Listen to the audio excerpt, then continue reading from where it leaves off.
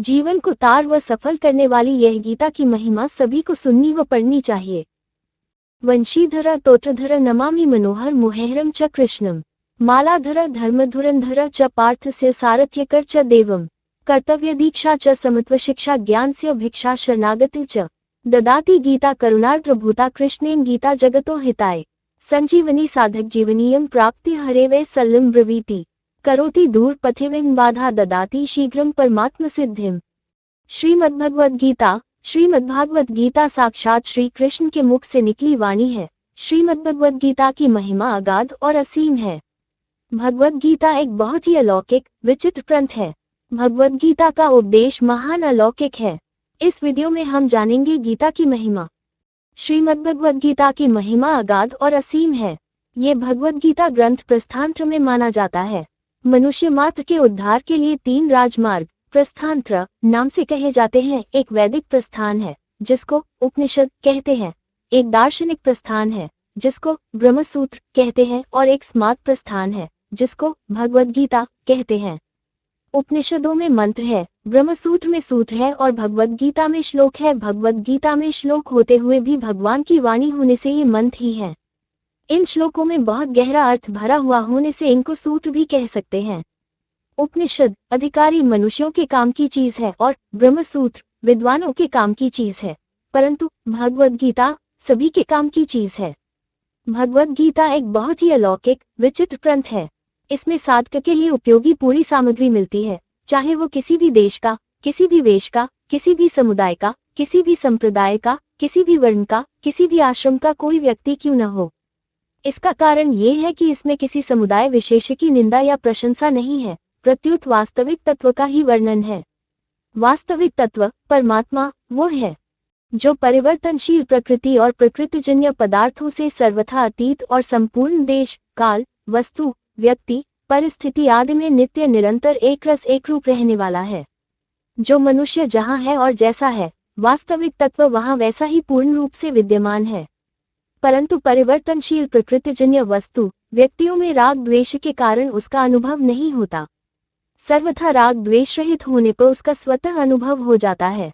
भगवद गीता का उपदेश महान अलौकिक है। इस पर कई टीकाएं हो गई और कई टीकाएं होती ही चली जा रही हैं। फिर भी संत महात्माओं विद्वानों के मन में गीता के नए नए भाव प्रकट होते रहते हैं। इस गंभीर ग्रंथ पर कितना ही विचार किया जाए तो भी इसका कोई पार नहीं पा सकता। इसमें जैसे जैसे गहरे उतरते जाते हैं वैसे ही वैसे इसमें से गहरी बातें मिलती चली जाती है।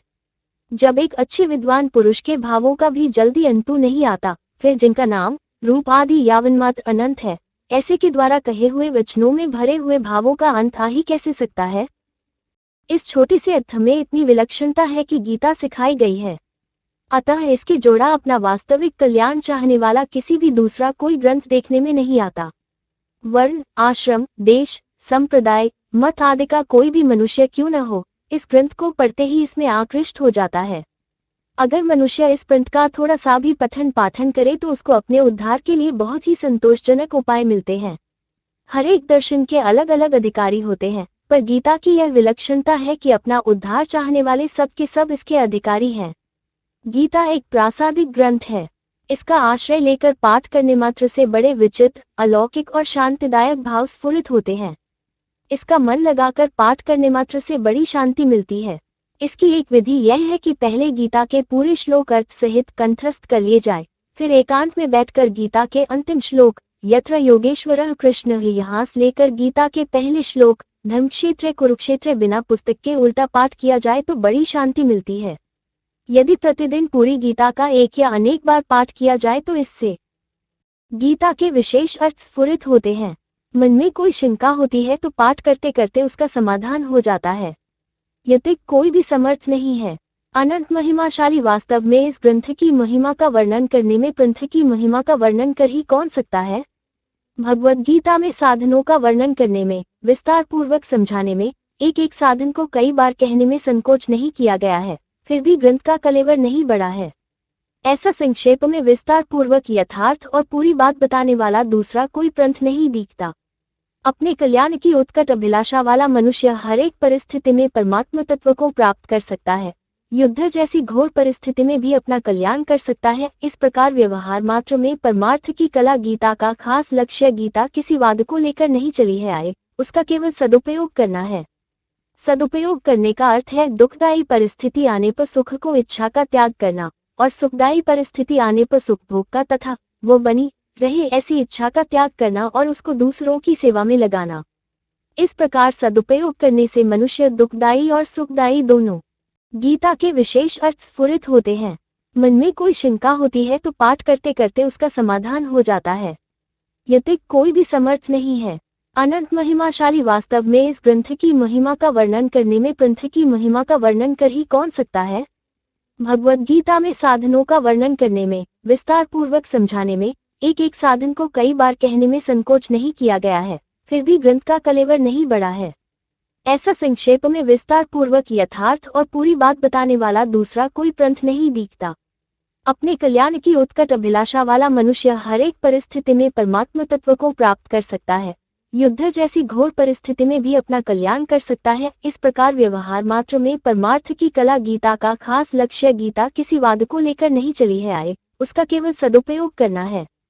सदुपयोग करने का अर्थ है दुखदायी परिस्थिति आने पर सुख को इच्छा का त्याग करना और सुखदायी परिस्थिति आने पर सुख भोग का तथा वो बनी रहे ऐसी इच्छा का त्याग करना और उसको दूसरों की सेवा में लगाना। इस प्रकार सदुपयोग करने से मनुष्य दुखदायी और सुखदायी दोनों परिस्थितियों से ऊंचा उठ जाता है, अर्थात उसका कल्याण हो जाता है। अर्थात द्वैत, अद्वैत, विशिष्टाद्वैत, द्वैताद्वैत, विशुद्धाद्वैत, अचिंत्य भेदाभेद आदि किसी भी वाद को, किसी एक संप्रदाय के किसी एक सिद्धांत को लेकर नहीं चली है। गीता का मुख्य लक्ष्य ये है कि मनुष्य किसी भी वाद, मत, सिद्धांत को मानने वाला क्यों न हो, उसका प्रत्येक परिस्थिति में कल्याण हो जाए, वो किसी भी परिस्थिति में परमात्मा प्राप्ति से वंचित न रहे, क्योंकि जीवमात्र का मनुष्य योनि में जन्म केवल अपने कल्याण के लिए ही हुआ है।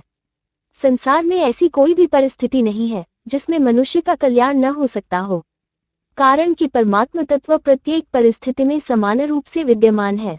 अतः साधक के सामने कोई भी और कैसी भी परिस्थिति रूपों में हो जाऊं ऐसा संकल्प हुआ।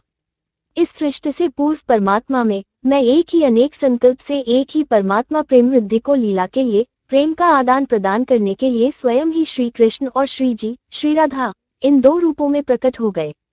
उन दोनों ने परस्पर लीला करने के लिए एक खेल रचा। उस खेल के लिए प्रभु के संकल्प से अनंत जीवों की, जो कि अनादिकाल से थे, और खेल के पदार्थों, शरीर आदि की सृष्टि हुई। खेल तभी होता है जब दोनों तरफ के खिलाड़ी स्वतंत्र हो, इसलिए भगवान ने जीवों को स्वतंत्रता प्रदान की। उस खेल में श्री जी का तो केवल भगवान की तरफ ही आकर्षण रहा, खेल में उनसे भूल नहीं हुई। अतः श्री जी और में प्रेम वृद्धि की लीला हुई।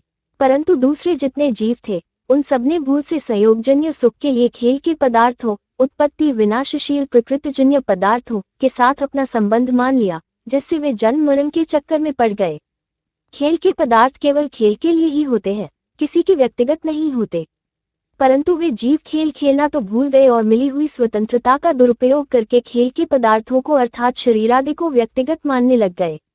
इसलिए वे उन पदार्थों में फंस गए और भगवान से सर्वथा विमुख हो गए। अब अगर वे जीव शरीर आदि उत्पत्ति विनाशशील पदार्थों से विमुख होकर भगवान के सम्मुख हो जाया, तो वे जन्म मरण रूप महान दुख से सदा के लिए छूट जाएं। अतः जीव संसार से विमुख होकर भगवान के सम्मुख हो जाए और भगवान के साथ अपने नित्य योग, नित्य संबंध को पहचान ले। इसी के लिए भगवद गीता का अवतार हुआ है। गीता का योग, गीता में योग शब्द के बड़े विचित्र विचित्र अर्थ है। उनके हम तीन विभाग कर सकते हैं। एक, युजि योगे, धातु से बना योग शब्द, जिसका अर्थ है समरूप परमात्मा के साथ नित्य संबंध, जैसे समत्वम योग उच्यते 248 आदि। यही अर्थ गीता में मुख्यता से आया है। पर समता आने पर स्थिरता और सामर्थ्य तारांकन भी स्वतः आ जाती है। यूज समाधौ वाले योग शब्द में स्थिरता की मुख्यता है, पर स्थिरता आने पर समता और सामर्थ्य भी स्वतः आ जाती है। पूर्ण संयम ने वाले योग शब्द में सामर्थ्य की मुख्यता है, पर सामर्थ्य आने पर समता और स्थिरता भी स्वतः आ जाती है। अतः गीता का योग शब्द बड़ा व्यापक और गंभीरार्थक है। 2, युत समाध धातु से बना योग शब्द, जिसका अर्थ है चित्त की स्थिरता अर्थात समाधि में स्थिति, जैसे यत्रोपन्ते चित्त निरुद्धम योग सेव्या 20 आदि। 3. पुन संयम ने धातु से बना। योग शब्द जिसका अर्थ है संयमन, सामर्थ्य, प्रभाव, जैसे पश्चिमी योग में श्वरम 9, 5 आदि। पातंजल योग दर्शन में चित्तवृत्तियों के निरोधकों योग नाम से कहा गया है। योगश्चित्तवृत्ति निरोधा 1, 2 और उस योग का परिणाम बताया है दृष्टा की स्वरूप में स्थिति हो जाना। तदा गीता में जहाँ कहीं योग शब्द आया है, पातंजल योग दर्शन में योग का जो परिणाम बताया दृष्ट स्वरूपे विस्थानम 1, 3।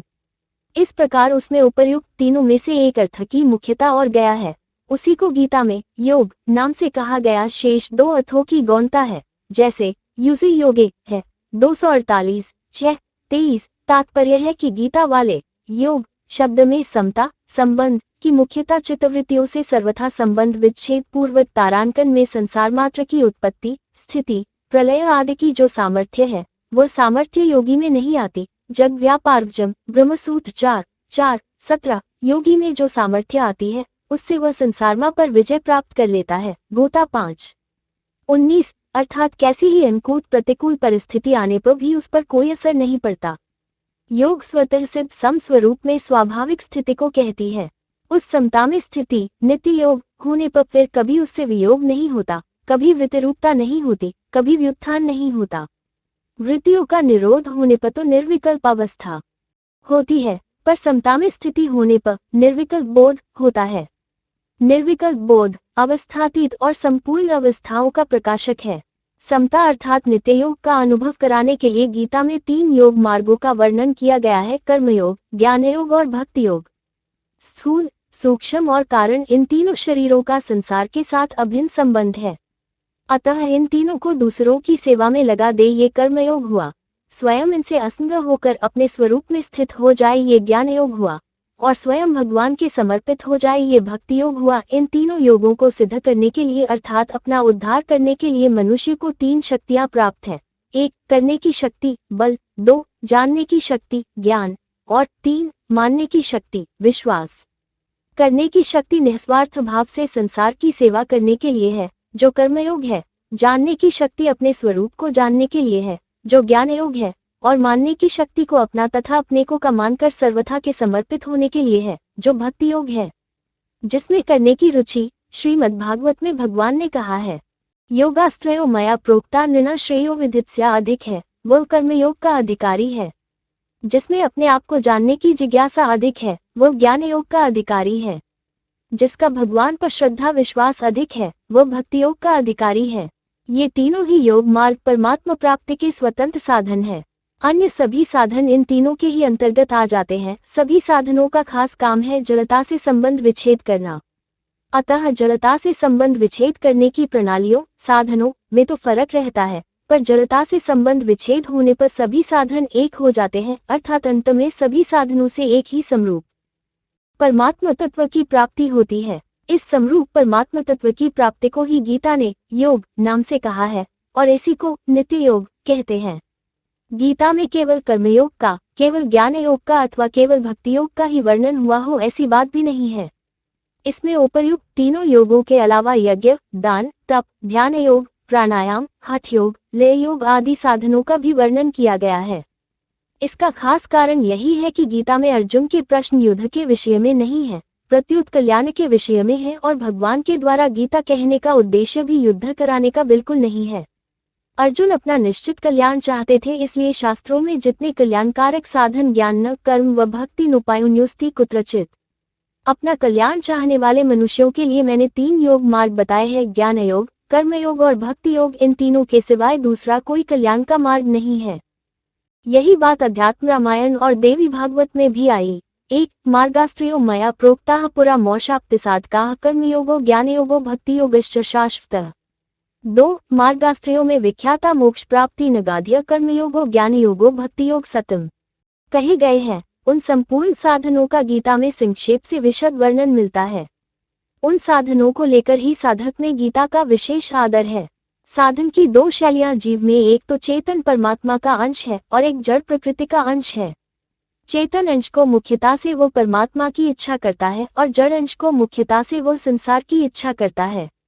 इन दोनों इच्छाओं में परमात्मा को इच्छा तो पूरी होने वाली है, पर संसार की इच्छा कभी पूरी होने वाली है ही नहीं। कुछ सांसारिक इच्छा की पूर्ति होती हुई दौखने पर भी वास्तव में उनको निवृत्ति नहीं होती, प्रत्युत संसार की आसक्ति के कारण नई नई कामनाएं पैदा होती रहती है। वास्तव में सांसारिक इच्छा की पूर्ति अर्थात सांसारिक वस्तुओं की प्राप्ति इच्छा के अधीन नहीं है, प्रत्युत कर्म के अधीन है। परंतु परमात्मा की प्राप्ति कर्म के अधीन नहीं है। स्वयं को उत्कट अभिलाषा मात्र से परमात्मा को प्राप्ति हो जाती है। इसका कारण ये है कि प्रत्येक कर्म का आदि और अंत होता है, इसलिए उसका फल भी आदि अंत वाला होता है। अतः आदि अंत वाले कर्म से अनादि अनंत परमात्मा की प्राप्ति कैसे हो सकती है? परंतु साधकों ने प्रायः ऐसा समझ रखा है कि जैसे क्रिया को प्रधानता से सांसारिक वस्तु को प्राप्ति होती है, ऐसे ही परमात्मा की प्राप्ति भी उसी प्रकार क्रिया की प्रधानता से ही होगी। और जैसे सांसारिक वस्तु की प्राप्ति के लिए शरीर, इंद्रियां, मन, बुद्धि को सहायता लेनी पड़ती है, ऐसे ही परमात्मा की प्राप्ति के लिए भी उसी प्रकार शरीर, इंद्रियों, मन, बुद्धि की सहायता लेनी पड़ेगी। इसलिए ऐसे साधक जड़ता, शरीर आदि की सहायता से अभ्यास करते हुए परमात्मा की तरफ चलते हैं। जैसे ध्यान एवं दीर्घकाल तक अभ्यास करते करते अर्थात परमात्मा वित्त को लगाते लगाते जब चित्त निरुद्ध हो जाता है, तब उसमें संसार की कोई इच्छा न रखने से और स्वयं जड़ होने के कारण परमात्मा को ग्रहण न कर सकने से वह चित्त संसार से उपराम कारण की साधक चाहे किसी मत का हो, किसी संप्रदाय का हो, किसी सिद्धांत को मानने वाला हो, पर अपना कल्याण तो सबको अभीष्ट है। 3. करण सापेक्ष शैली में प्राकृत शक्तियों सिद्धि की प्राप्ति होती है, पर करण निरपेक्ष शैली में प्राकृत शक्तियों से संबंध विच्छेद होकर सीधे परमात्मा तत्व का अनुभव होता है। 4. करण सापेक्ष शैली में कभी तत्काल सिद्धि नहीं मिलती, पर करण निरपेक्ष शैली में जड़ता से सर्वथा संबंध विमोद होने पर, अपने स्वरूप में स्थित होने पर अथवा के शरण होने पर तत्काल सिद्धि मिलती हो जाता है। चित्त के उपराम होने से साधक का चित्त से अर्थात जड़ता से सर्वथा संबंध विच्छेद हो जाता है और वह स्वयं से परमात्मा तत्व का अनुभव कर लेता है। गीता 6:20।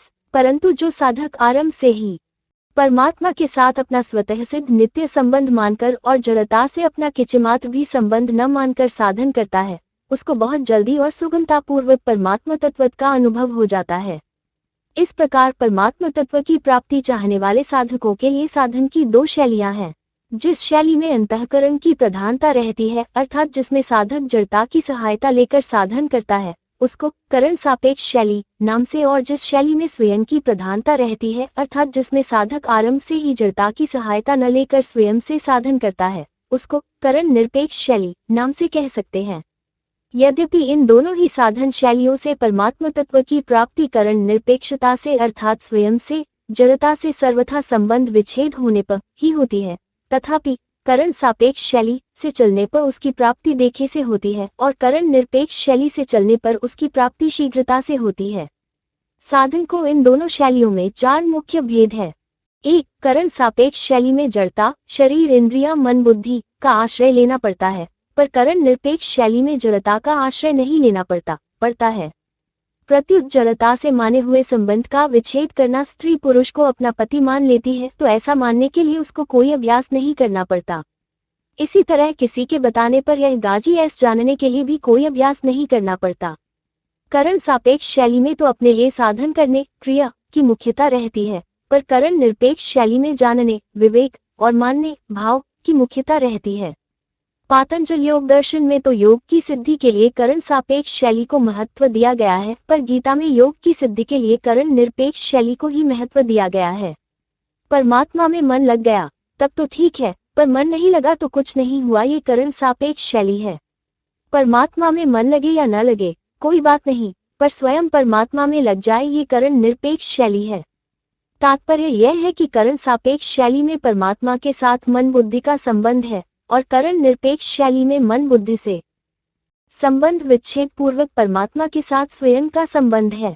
इसलिए करण सापेक्ष शैली में अभ्यास के द्वारा क्रम से सिद्धि होती है, पर करण निरपेक्ष शैली में अभ्यास को आवश्यकता नहीं है, कारण कि स्वयं का परमात्मा के साथ स्वतः सिद्ध निय संबंध नित्य योग है। अतः से संबंध मानने अथवा जानने में अभ्यास को आवश्यकता नहीं है। जैसे विवाह होने पर तारांकन निर्माण होता है, पर करण निरपेक्ष शैली में अवस्था अ से 2, करण सापेक्ष शैली में एक नया अवस्था का संबंध विच्छेद होकर अवस्थातीत तत्व का अनुभव होता है। मेरा जड़ता शरीर आदि से संबंध है ही नहीं, ऐसा अनुभव न होने पर भी जब साधक इसको आरंभ से ही दृढ़तापूर्वक मान लेता है, तब उसे ऐसा ही स्पष्ट अनुभव हो जाता है जैसे वो मैं शरीर हूँ और शरीर मेरा है। इस प्रकार गलत मान्यता करके वैधा था, ऐसे ही मैं शरीर नहीं है और शरीर मेरा नहीं है, इस प्रकार सही मान्यता करके मुक्त हो जाता है, क्योंकि मानी हुई बात न मानने से मिट जाती है। ये सिद्धांत है। इसी बात को भगवान ने गीता में कहा है कि अज्ञानी मनुष्य शरीर से संबंध जोड़कर उससे होने वाली क्रियाओं का कर्ता अपने को मान लेता है। अहंकार विमूढ़ात्या कर्तामिति मन्यते 3:27। परंतु शानी मनुष्य उन क्रियाओं का कर्ता अपने को नहीं मानता। नैव किंचिक्रमिति पुक्तो मन्येत तत्वविद 518। तात्पर्य ये हुआ कि अवास्तविक मान्यता को मिटाने के लिए वास्तविक मान्यता करनी जरूरी है। करण सापेक्ष शैली से जिन सिद्धियों की प्राप्ति होती, मैं हिंदू हूँ, मैं ब्राह्मण हूँ, मैं साधु हूँ, अगर करण सापेक्ष शैली चित्तवृत्ति निरोध से सीधे परमात्म तत्व की प्राप्ति हो जाती तो पालना विभूतिपाद जिसका वर्णन है व्यर्थ हो जाता है। वे तो परमात्म की प्राप्ति है। पातंजल योग दर्शन में भी उन सिद्धियों को रूप माना गया है। ते याधाय उपसर्गा व्युत्थाने सिद्धियां 337। अर्थात वे सिद्धियां समाधि की सिद्धियां विघ्न है और व्युत्थान व्यवहार में सिद्धियां है। स्थान उपनिमंत्रणे सस्मरण 3151। अर्थात लोकपाल देवताओं के द्वारा अपने लोकों भोगों का लालच देकर बुलाने पर न तो उन भोगों में राग करना चाहिए और न अभिमान करना चाहिए, क्योंकि ऐसा करने से पुनः अनिंग पतन होने की संभावना है। वास्तव में परमात्मा को मानने अथवा जानने के विषय में संसार का कोई भी हानि पूरा नहीं घटता, कारण कि संसार को मानने अथवा जानने में तो मन बुद्धि साथ में रहते हैं, पर परमात्मा को मानने अथवा जानने में मन बुद्धि साधाएं नहीं रहते, अर्थात परमात्मा का अनुभव स्वयं से होता है, मन बुद्धि नहीं। दूसरी बात, संसार को मानने अथवा जानने का तो आरंभ और अंत होता है, पर परमात्मा को मानने अथवा जानने का आरंभ और अंत नहीं होता, कारण कि वास्तव में संसार के साथ हमारा स्वयं का संबंध है ही नहीं, जबकि परमात्मा ही है और सदा ही रहेगा। हमारा संबंध केवल परमात्मा प्राप्ति को उत्कट अभिलाषा होने से ही उत्काल बढ़ता से संबंध विच्छेद होकर नित्य प्राप्त परमात्मा तत्व का अनुभव हो जाता है। जैसे कितने ही वका अंधेरा हो, एक दिवासलाय जलाते हो वो नट हो जाता है, ऐसे ही जड़ता के साथ कितना ही पुराना अनंत जमों का संबंध हो, परमात्मा प्राप्ति की उत्कट अभिलाषा होते ही वो मिट जाता है। इसलिए उत्कट अभिलाषा करण सापेक्षता से होने वाली समाधि से भी ऊंची चीज है। ऊंची से ऊंची निर्विकल्प समाधि हो, उससे भी व्युत्थान होता है और फिर व्यवहार होता है, अर्थात समाधि का भी आरंभ और अंत होता है। जब तक आरंभ और अंत होता है तब तक जड़ता के साथ संबंध है। जड़ता से संबंध विच्छेद होने पर साधन का आरंभ और अंत नहीं होता, प्रत्युत परमात्मा से नित्य योग का अनुभव हो जाता है। आदि मान्यताएं इतनी होती है कि मान्यता को स्वयं नहीं छोड़ता, तब तक इनको कोई दूसरा नहीं हुए सकता। ऐसे ही मैं शरीर हूँ, मैं हूँ आदि मान्यताएं भी इतनी दूर हो जाती है कि उनको छेड़न साधक को कठिन मालूम देता है। परंतु ये लौकिक मान्यताएं अवास्तविक असत्य होने के कारण सदा रहने वाली नहीं है, प्रयुक्त मिटने वाली है। इसके विपरीत भय शरीर नहीं हूँ, मैं भगवान का हूँ आदि मान्यताएं सत्य होने के कारण कभी मिटती ही नहीं, प्रत्युत उनको विस्मृति होती है, उनसे विमुखता होती है। इसलिए वास्तविक मान्यता दृढ़ होने पर मान्यता रूप से नहीं रहती, प्रत्युत बोध अनुभव में परिणत हो जाती है। यद्यपि गीता में करण सापेक्ष शैली का भी वर्णन है। इसका कारण ये है कि भगवान साधकों को शीघ्रता से और सुगमता पूर्वक अपनी प्राप्ति कराना चाहते हैं। दूसरी बात, अर्जुन बुद्ध को परिस्थिति प्राप्त होने के समय अपने कल्याण का उपाय पूछा है, अतः उनके कल्याण के लिए करण निरपेक्ष शैली ही काम में आ सकती है, क्योंकि करण निरपेक्ष शैली में मनुष्य प्रत्येक परिस्थिति में और संपूर्ण शस्त्र विहित कर्म करते हुए भी अपना कल्याण कर सकता है। इसी शैली के अनुसार अभ्यास किए बिना अर्जुन का मोहनाश हुआ और उनको स्मृति की प्राप्ति हुई। 1873। साधन की करण निरपेक्ष शैली सबके लिए समान रूप से उपयोगी है, क्योंकि इसमें किसी विशेष योग्यता परिस्थिति आदि की आवश्यकता नहीं है। इस शैली में संबंध रहता है तब तक दो अवस्थाएं रहती है, क्योंकि परिवर्तनशील होने से जड़ प्रकृति कभी एक रूप नहीं पाती, अतः समाधि और दोनों अवस्थाएं जड़ता के संबंध ही होती है। जिनका संबंध विच्छेद होने या सहनावस्था होती है, जिसे संतों ने सहज समाधि कहा है, इससे फिर कभी सुखान नहीं होता। वास्तव में देखा जाए तो परमात्मा से वियोग कभी हुआ ही नहीं, होना संभव ही नहीं। केवल संसार से माने हुए संयोग के कारण परमात्मा से वियोग प्रतीत हो रहा है। संसार से माने हुए संयोग का त्याग करते ही परमात्मा तत्व के अभिलाषी मनुष्य को तत्काल नित्य योग का अनुभव हो जाता है और उसमें स्थायी स्थिति हो जाती है। नहीं है, केवल उधर दृष्टि डालनी है। जैसा कि श्री रामचरितमानस में आया है, संकर सहज सख्यु अंतःकरण को शुद्ध करने की आवश्यकता भी करण सापेक्ष शैली में ही है, करण निरपेक्ष शैली में नहीं। जैसे कलम बढ़िया होने से लिखाई तो बढ़िया हो सकती है, पर लेखक बढ़िया नहीं हो जाता, ऐसे हो करण अंतःकरण शुद्ध होने से क्रियाएं तो शुद्ध हो सकती है, पर कर्ता शुद्ध नहीं हो जाता। कर्ता शुद्ध होता है अंतःकरण से संबंध विच्छेद होने से, क्योंकि अंतःकरण से अपना संबंध मानना ही मूल अशुद्धि है। नित्य प्राप्त परमात्म तत्व के साथ जीव का नित्य योग स्वतः सिद्ध है, अतः उसकी प्राप्ति में करण की अपेक्षा तत्व का अनुभव कैसे हो। तो इस अभिलाषा में ये ताकत है कि यह संसार को आसक्ति का नाश कर देगी। गीतोक्त कर्मयोग, ज्ञान योग और भक्ति योग तीनों ही साधन करण निरपेक्ष अर्थात स्वयं से होने वाले हैं। कारण की क्रिया और पदार्थ अपने और अपने लिए नहीं है, प्रत्युत दूसरों के और दूसरों की सेवा के लिए है। मैं शरीर नहीं हूँ और शरीर मेरा नहीं है, मैं भगवान का हूँ और भगवान मेरे हैं। इस प्रकार विवेकपूर्वक किया गया विचार अथवा मान्यता करण सापेक्ष अभ्यास नहीं है, क्योंकि इसमें जड़ता से संबंध विच्छेद है। अतः कर्मयोग में स्वयं ही जड़ता का त्याग करता है, ज्ञान योग में स्वयं ही स्वयं को जानता है और भक्ति योग में स्वयं ही भगवान के शरण होता है। अर्थात भगवान शंकर ने अपने सहज स्वरूप को संभाला, उसकी तरफ दृष्टि डाली। संभाली चीज वो होती है जो पहले से ही हमारे पास हो और केवल दृष्टि डालने से पता लग जाए कि यह है। ऐसे ही दृष्टि डालने मात्र से नित्य योग का अनुभव हो जाता है, परंतु सांसारिक सुख की कामना आशा और भोग के कारण उधर दृष्टि डालने में, उसका अनुभव करने में कठिनता मालूम देती है। जब तक सांसारिक भोग और संग्रह की तरफ दृष्टि है, तब तक मनुष्य में ये ताकत नहीं है कि वो अपने स्वरूप को तरफ दृष्टि डाल सके। अगर किसी कारण से, किसी खास विवेचन से उधर दृष्टि चली भी जाए तो उसका स्थायी रहना बड़ा कठिन है। कारण की नाशवान पदार्थों की जो प्रियता भीतर में बैठी हुई है, वो प्रियता भगवान के स्वतः सिद्ध संबंध को समझने नहीं देती, और समझ में आ जाए तो स्थिर नहीं रहने देती हो। अगर उत्कट अभिलाषा जापत हो जाए कि उस टीका के छोटी अवस्था से ही मेरी गोता में विशेष रुचि रही है।